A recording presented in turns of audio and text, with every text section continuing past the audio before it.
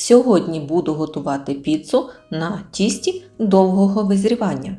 І хочу показати вам не просто рецепт, а весь процес від початку і до випікання. І ще сьогодні буде маленький експеримент від мене. Я візьму один і той самий рецепт, але використаю два різних види борошна. Подивимося, чи справді різниця буде помітна вже у готовій піці. Для першої піци я використовую італійське борошно для піци марки 00. У ньому 12 грамів білка. А для другої піци використовую звичайне борошно вищого гатунку, де білка 10 грамів. Починаю з борошна. Відміряю 400 грамів борошна і обов'язково його просіваю. Далі я буду працювати з італійським борошном, а точно таке саме тісто зі звичайного борошна я замішую паралельно, але вже поза кадром. Беру зручну мисочку і додаю 8 грамів живих дріжджів. Тут теж є важливий момент. Не потрібно думати, що якщо взяти більше дріжджів, тісто швидше підійде і буде кращим. Для довгого визрівання нам якраз багато дріжджів не потрібно. Беру 260 мл води. Вода у мене звичайна прямо із-під крана. До дріжджів вливаю трохи води та розминаю їх лопаткою. Додаю решту води, все вимішую. Додаю 1 чайну ложечку солі з гіркою. Вимішую все. І тепер поступово починаю вводити борошно. Додаю його частинами та вимішую рідке тісто. Дуже зручно це тісто замішувати силіконовою або дерев'яною лопаткою. Піднімаю тісто знизу догори. І так вимішую тісто, поки не вмішається все борошно. У мене зараз пішло 350 грамів борошна. Тісто залишається досить рідким і це нормально. Тепер додаю 1 столову ложку оливкової олії. І ще кілька хвилин вимішую все лопаткою. Тепер беру решту борошна 50 грамів, те, що залишилося, висипаю на стіл та викладаю тісто. І ось, як ви можете бачити, тісто дуже м'яке, вологе та липке. І я хочу на цьому спеціально наголосити, тому що саме тут дуже легко зробити помилку, додавши більше борошна. Підготую собі мисочку, в якому тісто буде дозрівати, змащую трішки оливковою олією. Я поступово вмішала всі 50 грамів борошна. Але не поспішайте, вимішуйте його доти, доки можете.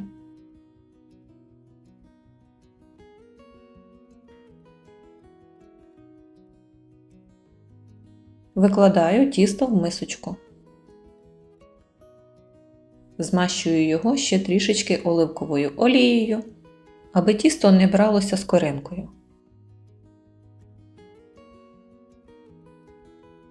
Накриваю плівкою. І тепер ще одна важлива частина – відправляю тісто в холодильник визрівати. Мінімально я раджу тримати його 24 години. Але це тісто абсолютно спокійно може стояти в холодильнику й 48 годин. І ось саме за це я люблю довге визрівання. Ви можете підготувати тісто заздалегідь, поставити його в холодильник і забути про нього на 2 дні. А потім за декілька годин до випікання просто дістати з холодильника. І тепер повертаємося до нашого тіста вже через 24 години. Дістаю його з холодильника і подивіться, як воно змінилося. Тісто вже зовсім не таке рідке, як було на початку. І головне, воно практично не липне до рук. Зараз воно зовсім інше за консистенцією. Вимішую його, подивіться, яке воно гладеньке. І ось тут особливо добре видно, чому я не радила додавати зайве борошно на початку. Після визрівання тісто саме стало набагато більш слухняним. Воно м'яке, еластичне та приємне в роботі. Наглядно зважу тісто. Ось у мене вийшло 660 грамів. Ділю його на 2 однакові частини приблизно по 330 грамів. З кожної такої порції у нас вийде 1 піца. Тепер беру 2 глибокі миски, злегка змащую їх оливковою олією та формую 2 колобки. Накриваю плівкою, аби тісто не завітрювалося, і залишаю їх на столі приблизно на 3 години при кімнатній температурі, аби тісто зігрілося. А тепер хочу показати вам друге тісто зі звичайного борошна. Це тісто я робила абсолютно за тією самою схемою, але зі звичайного борошна вищого гатунка, де білка 10 грамів. І подивіться, воно теж дуже добре себе почуває. Гарно виросло, стало пухким та змінило текстуру. А щоб ви точно не подумали, що я тут щось придумала спеціально для відео, ось покажу вам всі 4 мисочки. 2 тіста на італійському борошні і 2 на звичайному. Тепер декілька слів про начинку, і тут є один момент, який часто недооцінюють. Начинки не повинно бути більше, ніж може нормально витримати ваше тісто. Якщо у вас 330 грамів тіста, я б орієнтувалася приблизно на 250-300 грамів начинки. Начинки не має бути більше, ніж самого тіста. Для начинки у мене сьогодні буде 150 грамів моцарели, 50 грамів салямі, 1 невеличкий помідор і приблизно 1 чверть болгарського перцю та 10 оливок.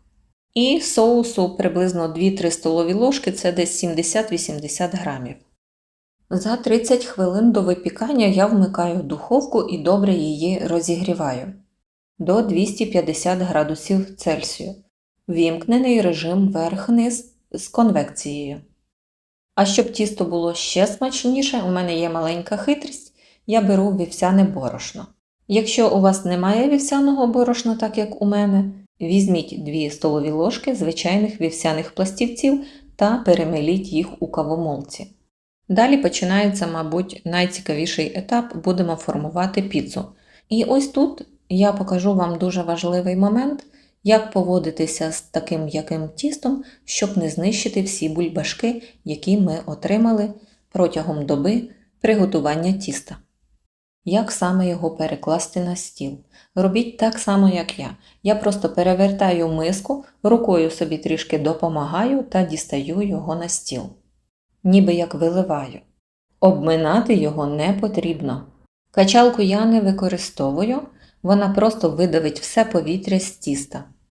Тому працюємо тільки руками і, повірте, це досить легко. Пальці трішки припорошую борошном та обережно починаю формувати корж від центру до країв. І зверніть увагу, краї я практично не чіпаю. І тут ще одна невеличка порада для тих, хто переживає, що не зможе перенести готовий корж із робочої поверхні на деко. Якщо вам здається, що це буде складно, не мучте себе. Одразу викладайте тісто з миски на добре присипане борошном деко і формуйте корж уже безпосередньо там. Так навіть простіше і не потрібно намагатися зробити ідеальну піцу. З цієї кількості тіста у нас виходить 2 піци приблизно по 28-30 см. Тепер можна переходити до начинки. Починаю з соусу. Беру декілька столових ложок соусу, викладаю його в центр, розподіляю по всій поверхні, але приблизно 2 см до краю залишаю без соусу. Це наш майбутній бортик і його нам краще не чіпати. На соус викладаю 1/3 сиру моцарели. Я люблю викладати частину сиру на соус, тоді сир плавиться разом з соусом і виходить дуже приємний смак. Далі викладаю овочі, помідори, болгарський перець та оливки. На овочі викладаю ще 1/3 сиру. Та викладаю тоненькі шматочки салямі. І зверху викладаю останню частину сиру. От і все. Така піца не має довго стояти на столі, щоб тісто розмокало. Тому одразу відправляю її вже в добре розігріту духовку. Випікаю при температурі 250 градусів Цельсію з конвекцією на середньому рівні. Час випікання піци у мене зайняв приблизно 8 хвилин. Але тут я ще раз скажу, орієнтуйтеся не тільки на час. Духовки у всіх різні, духовка реально видає 250 градусів, інша може гріти слабше або навпаки сильніше. Тому дивимося на саму піцу. Нам потрібен добре підрум'янений край, розплавлений сир і повністю готове тісто в центрі. Минуло 8 хвилин, дістаю піцу. І подивіться, яка вона вийшла. Ось ці бортики саме те, чого ми хотіли досягти. Вони високі, легкі, пухкі. Піца виглядає смачно та апетитно. А тепер розріжемо піцу та подивимося, яке тісто вийшло в нас всередині. Подивіться на цей шматочок піци. Ось вони, ті самі великі пухирці всередині. Тісто не виглядає важким і забитим. Навпаки, воно дуже легке. До речі, ці форми для випікання піци я придбала саме за вашими порадами. І знаєте, ви мали рацію, це дійсно зручно, і це ні в якому разі не реклама. Ну, а тепер подивимося на піцу зі звичайного борошна. І ось тут, чесно кажучи, результат мене теж дуже порадував. Подивіться, вона також пишна, також має хороші пухирці. Бортики піднялися і виглядає вона так само апетитно. Якщо у вас немає спеціального італійського борошна для піци, це абсолютно не означає, що вам потрібно відмовитися від цього рецепта. Зі звичайного борошна теж виходить дуже хороше тісто. Єдина різниця, яку я відчула під час роботи, італійське борошно з більшим вмістом білка для мене було трохи приємнішим у роботі. Тісто було більш слухняним, еластичним і трохи легше піддавалося формуванню. А після випікання різниця вже не така драматична, як можна було б очікувати.